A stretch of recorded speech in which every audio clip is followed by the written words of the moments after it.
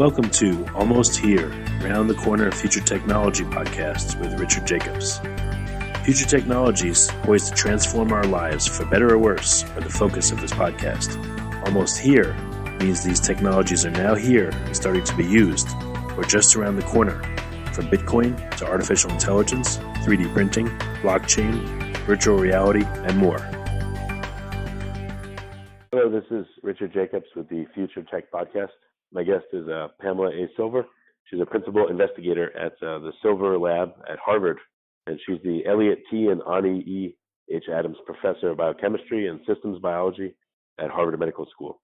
She's also a full member of the Weiss Institute, Biologically Inspired Engineering, and she was one of the first members of the Department of Systems Biology and the first director of Harvard University graduate programs in systems biology. So, yeah, go ahead. Tell me, how are you doing today, first of all? I'm doing good. It's, the sun is shining here in Boston. It's warm. What else can you ask for?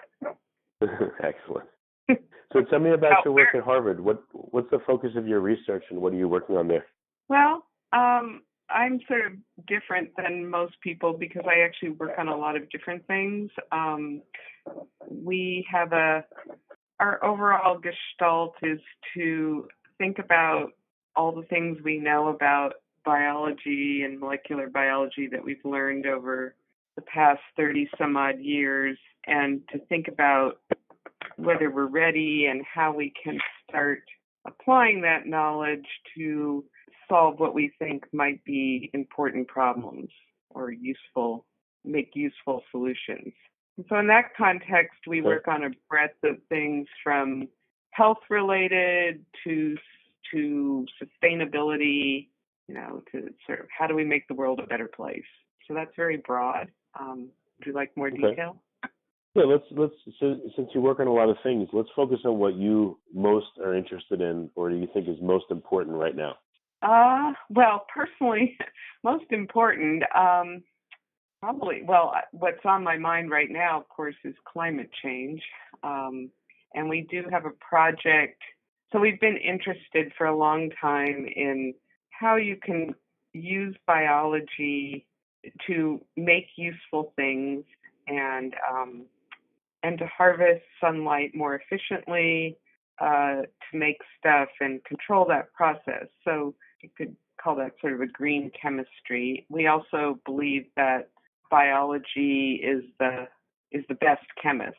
So we have this vision of replacing a lot of the chemical industry with biology. It should be less intense on the environment and on usage of non-fossil fuels. So towards that end, one of our things that we did a few years ago was to co-invent something we call the Bionic leaf. We did this together with Dan Nocera in the chemistry department here. So he's the chemist part and I'm the biology part.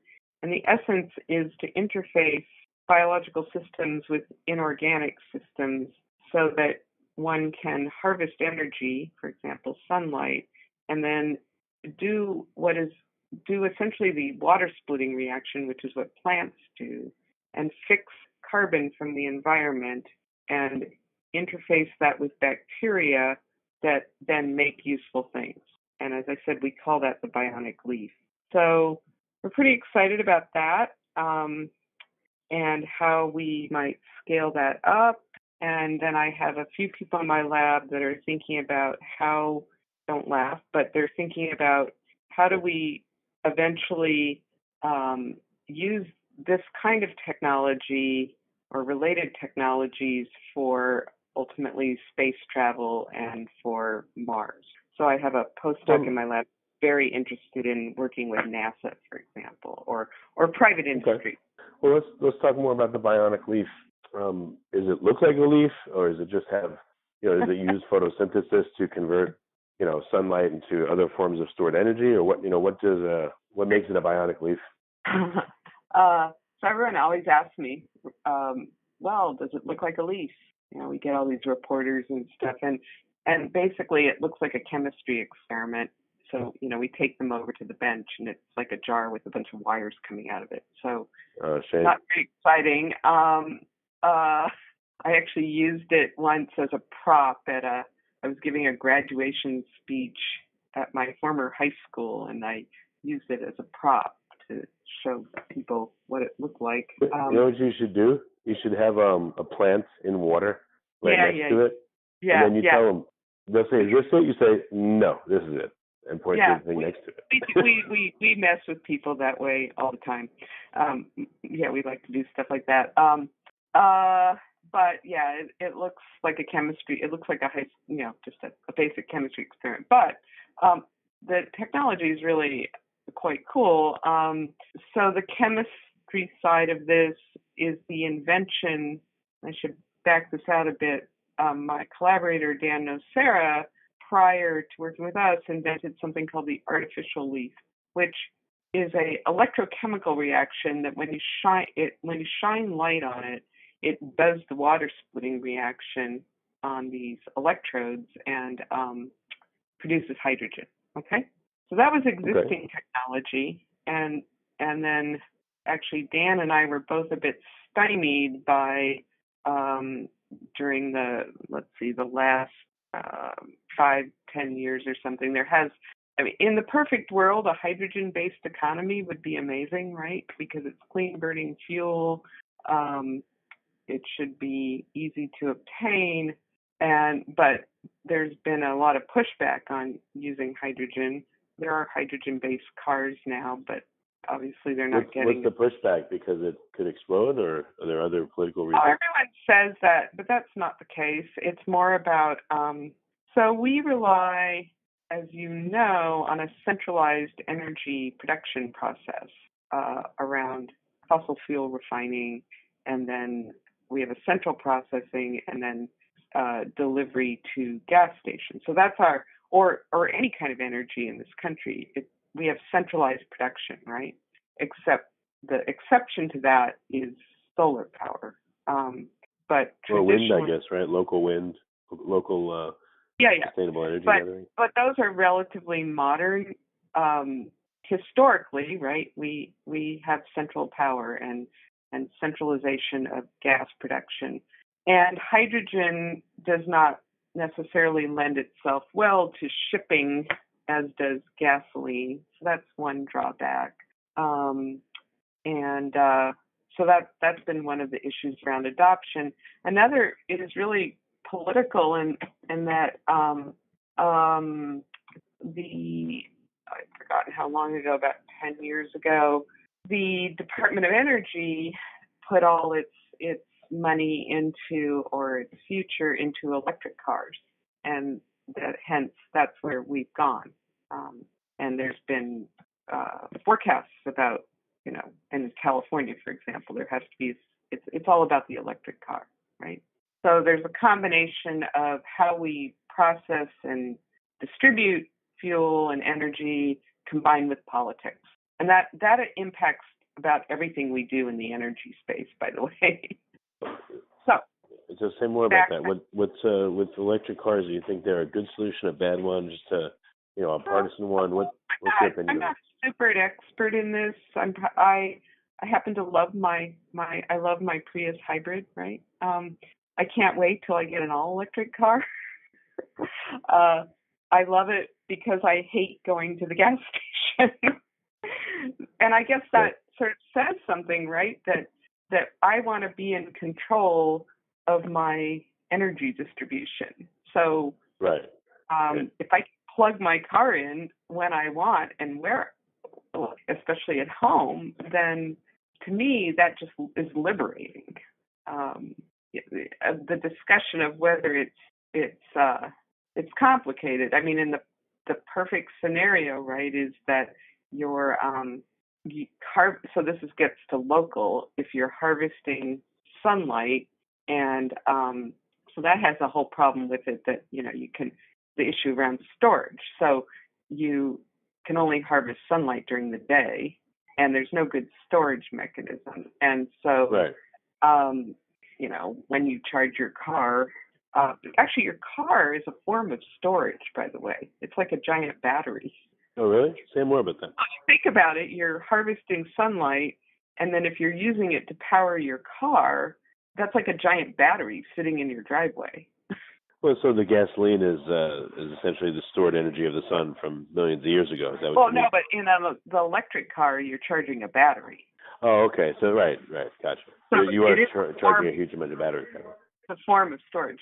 Back to the Bionic Leaf. So it can use any energy source to drive the water splitting reaction, but we imagine and we standardize it based on solar, because we imagine that at a local level you'd be harvesting sunlight and then using it to drive this device, which has then the added benefit that it interfaces with a biological system, in this case bugs, that can eat the hydrogen and fix CO2 from the atmosphere, and then if you could scale it, it could make the biofuel. But even on a small scale, they can make useful molecules. They could make drugs, vitamins, plastics, even sugar to feed other things. So they can make feedstock.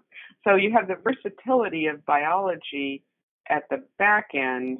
And so they're kind of acting like a storage mechanism by taking sunlight and making it into stuff. Gotcha. Right. Okay.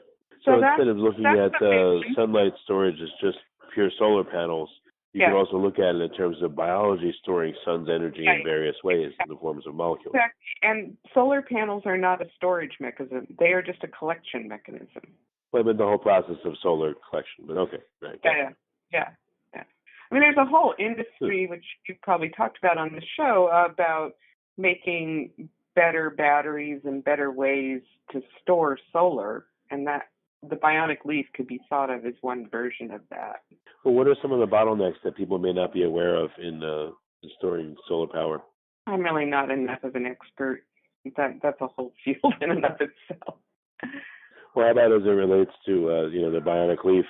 You're using it to split water molecules. Are you using it to, again, create any other molecules or interact with bacteria to create other molecules? So we have a panel.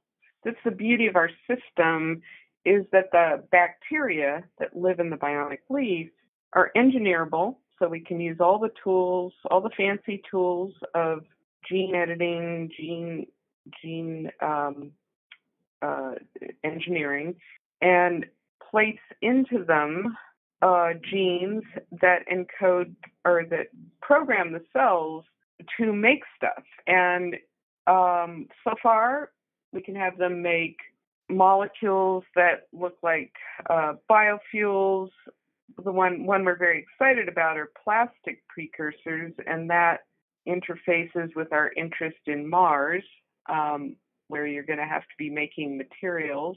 And then even at the simplest level, having them make a feedstock.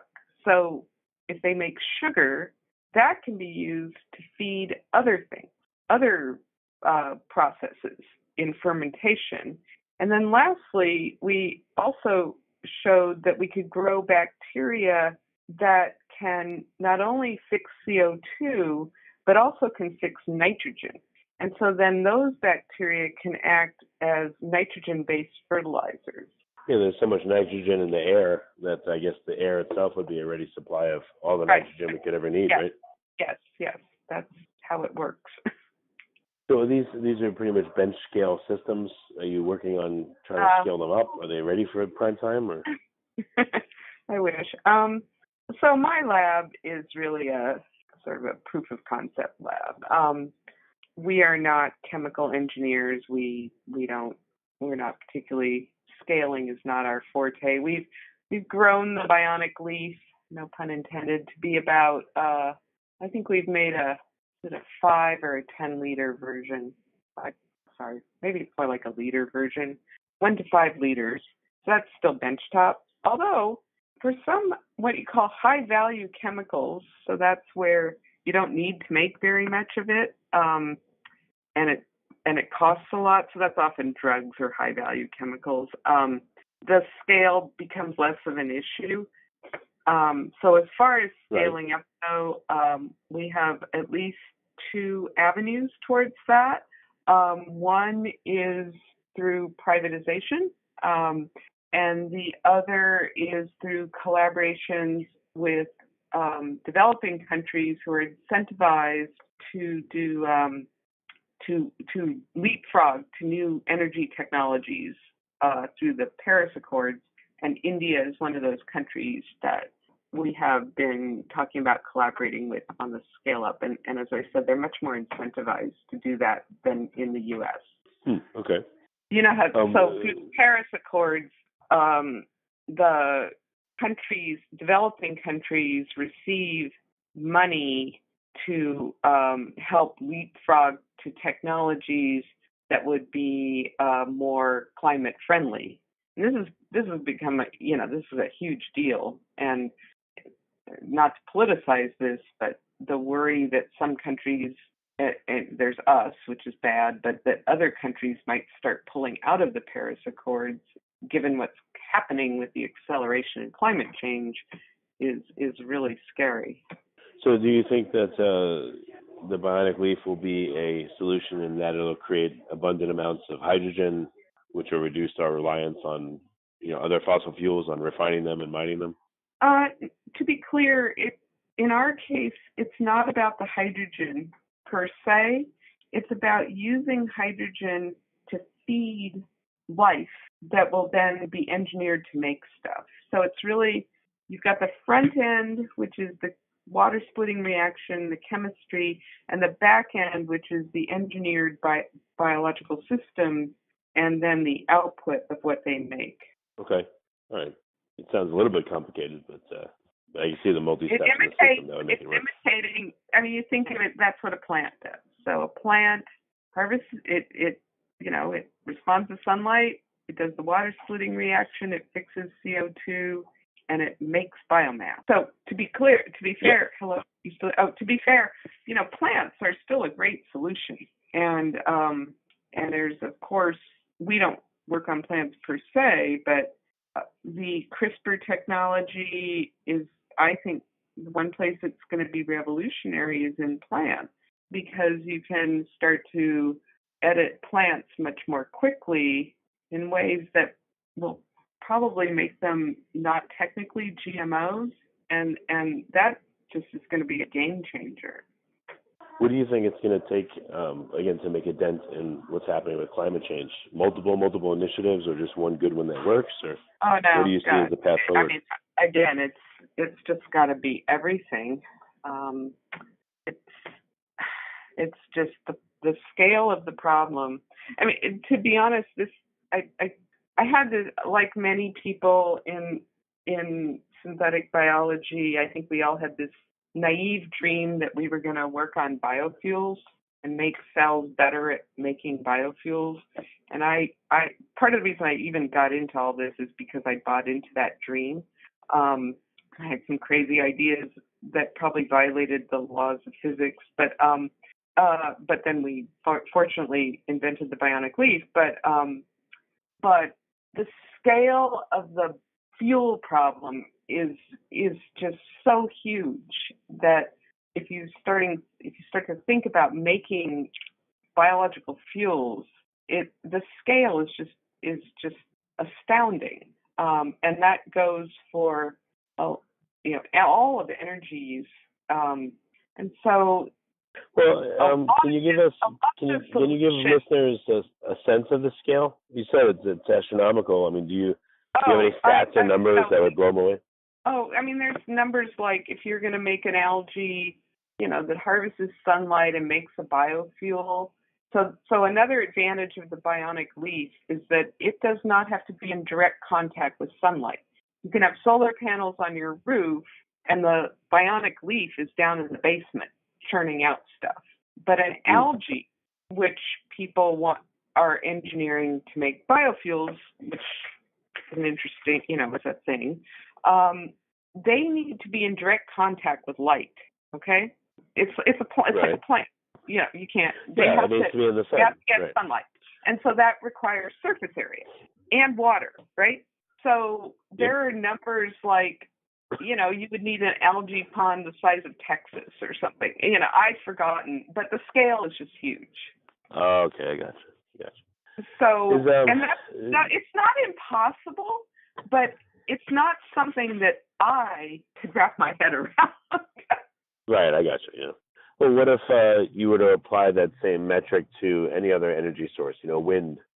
It would take a wind farm the size of Texas or the size of I don't know what in order to power the whole U.S. consumption, for instance. So, like I said, a lot of it is political. The technical parts are efficiency, right? So with solar panels, how efficient can they be? How efficient do they have to be combined with cost? And those are always the two drivers, is efficiency versus cost. And solar is getting, I don't know what the latest numbers are, but they're getting pretty good. And then, Elon Musk is really into this, but, different ways like solar paint, can I paint the roof of my house? So I don't have to install solar panels. And that could make it more amenable to more people using it. But then it has to be really efficient because, like I said, you have this issue, and then you have the storage issue because you can only collect sunlight during a certain part of the day. And in fact, and then you have to think about it at home. When is most of your energy usage? Is it during the day or is it actually at night? And so you have this whole push-pull around energy consumption versus harvesting of energy. Gotcha. So what do you see as the most efficient and promising methods of replacing our current energy consumption methods? Oh, I'm really not an expert in this area. I'm more of a dreamer. That's important. I just want people. I want to see new ideas too. So I want to more, by working on stuff like the bionic leaf and stuff, I want to see if we can energize younger scientists to actually think that they're engaged enough to come up with new solutions. Of course, I'm a big fan of solar. It's our biggest natural resource, right? So we should, I believe, we should be able to power the Earth with solar. I think that experts would probably agree that's true, but it does require technological advances. So then it requires investment by either private or public sources, and that it also requires a political environment that rewards using new technologies, not just relying on things like fracking and stuff like that, like we're doing. Right. I mean, the political environment in this country right now is, I don't want to make this into politics, but I mean, we're going in the wrong direction, right? So what do you think is going to happen? Whether or not you want it to happen, but what do you think will happen over the next? Oh man, loaded question. Because I mean, if you say the U.S., we're a major energy consumer. We're always supposedly the leader and stuff like that. So on the one hand, we are a leader, I don't want to say the leader, in technology and entrepreneurship, and so that's all good.